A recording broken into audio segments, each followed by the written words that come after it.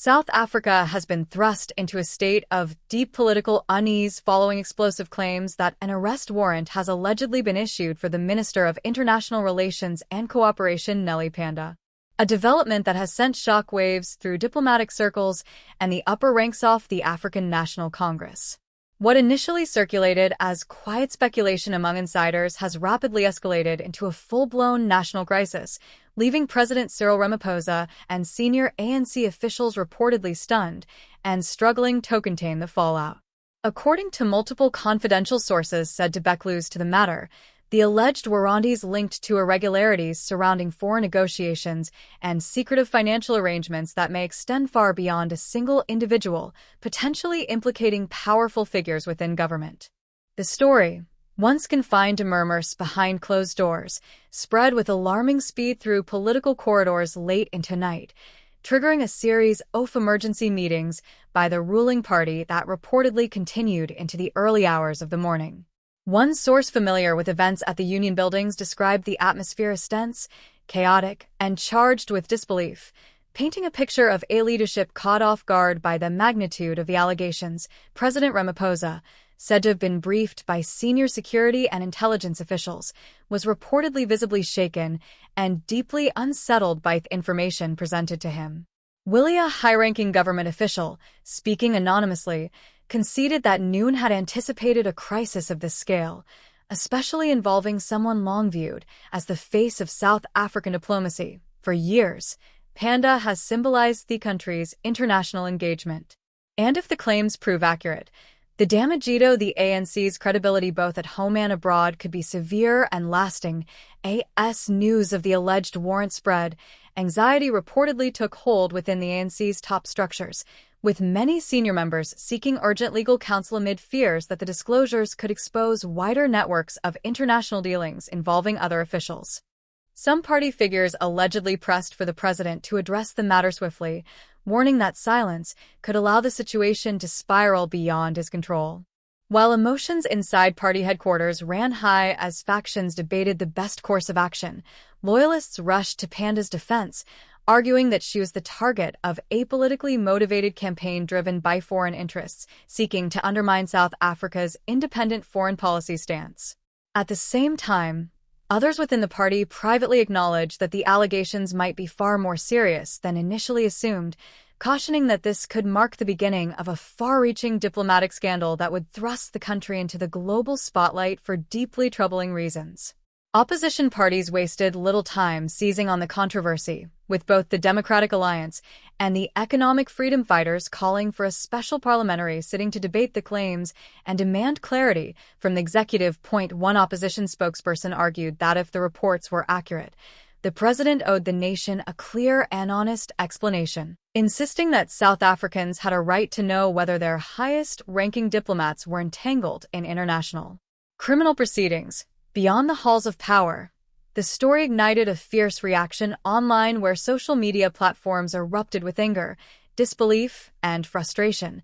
Hashtags related to the alleged warrant and the unfolding crisis within the ANC began trending as thousands of users voiced their outrage, accusing the governing party of presiding over a never-deepening moral collapse. Many expressed exhaustion at what they described as a relentless cycle of scandal, with one user lamenting that every time the country seems to have reached its lowest point, another controversy emerges to prove that matters can still deteriorate further. Political analysts were quick to warn that the situation had the potential to become one of the most damaging crises since the era of state capture, noting that if the warrant were confirmed as genuine, it would not only devastate Pandor's career, but could also undermine the integrity of South Africa's entire diplomatic framework. Others cautioned that the ANC, already grappling with declining public trust, could see its international reputation suffer irreparable harm if the allegations were substantiated. Insiders further claimed that President Ramaphosa had convened an emergency cabinet meeting instructing ministers to seek immediate legal advice and diplomatic clarification from international partners before any public statement was issued. According to one government aide, the president finds himself in an impossible position, facing criticism regardless of his next move. Publicly backing Panda could invite accusations of a cover-up while distancing himself from her, risks deepening internal party divisions and alienating key supporters. Within the ANC's National Executive Committee, tensions are said to have reached a boiling point, with rival factions openly blaming one another for the string of scandals that have battered the party in recent years. Reports suggest that some senior officials are even considering stepping down out of fear that they too could be drawn into intensifying investigations, while others have quietly begun preparing for potential legal battles of their own. Internationally, the alleged scandal has caused visible unease, with foreign embassies in Pretoria reportedly seeking clarification from the Department of International Relations and Cooperation, and global media outlets amplifying the story, thereby increasing pressure on the South African government. Foreign governments are said to be monitoring developments closely, concerned about the possible implications for bilateral relations and for South Africa's standing as a mediator and stabilizing force on the African continent. For a nation long regarded as a pillar of diplomatic credibility in the region, the potential consequences are viewed as deeply troubling. Domestically, the mood is described as one of fear, fatigue, and division, with the saga dominating radio discussions, television debates, and everyday conversations. Some citizens believe Panda is being unfairly targeted by political opponents seeking advantage, while others see her as part of a broader pattern of leaders ensnared in allegations of corruption and concealment. Voices from the public repeatedly question why accountability so often appears elusive, expressing cynicism at what they perceive as a culture of excuses rather than responsibility. Opposition parties have intensified their demands for transparency, with the EFF warning that continued silence from the presidency could be interpreted as an admission of guilt, and the DA pressing for the rapid release of any official documentation related to the alleged warrant. Civil society organizations have also entered the debate, calling for a thorough independent investigation free from political interference in order to establish the truth and restore public confidence. Within the presidency itself, advisors are reportedly locked in heated discussions over how best to navigate the crisis. Some argue that a live national address could help calm public anxiety and demonstrate leadership, while others caution that speaking too soon carries the risk of making statements that could later be contradicted by emerging facts, potentially worsening the situation. For now, the president is said to be proceeding with extreme caution, carefully weighing each word as pressure mounts for him to break his silence.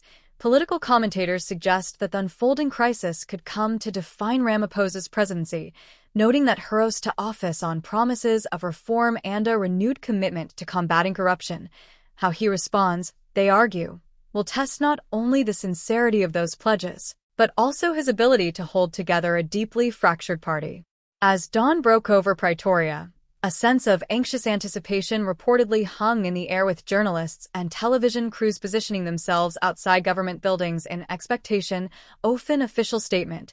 Security around key sites has been tightened, and several ministers have been seen arriving for special briefings, fueling speculation that decisive action may be imminent.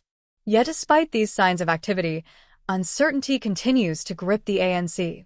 A party once synonymous with unity and discipline, but now increasingly characterized by internal rifts and mistrust. For many South Africans, this moment represents more than just another political scandal.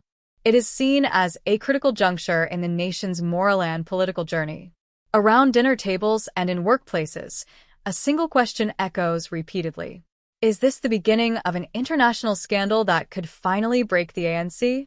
Or will the government manage to contain the outrage and deflect responsibility once again?